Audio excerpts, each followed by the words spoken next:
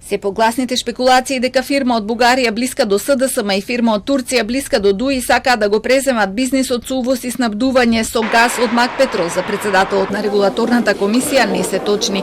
Сепак признава дека две бугарски фирми веќе закупиле простор. Веќе се јавиле од бугарска страна двајца трговци со природен газ кои што го закупиле и тие чим го закупиле сигурно се и дале пари за тоа, се заинтересирани да влезат и на нашиот пазар за природен газ. Значи тие 800 милиони нормални метри кубни си остануваат во функција и апсолутно Газпром преку компанијата која што работи тука со Макпетрол, тие може да бидат ставани на располагање на македонските потрошувачи.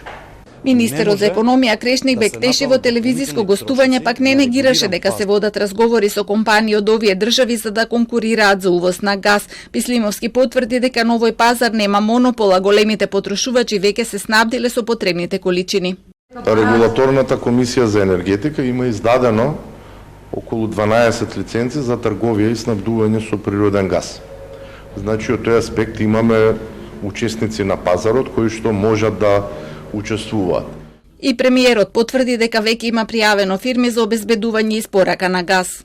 Според она што го имаме како информација во владата од надлежните министерства, пред се Министерството за економија, веќе имало заинтересирани снабдувачи на газ и денеска тие водат разговори со Министерството за економија, а знам дека за кратко треба да започне и состанок во регулаторната комисија за енергетика со клучните институции од енергетскиот сектор во државата.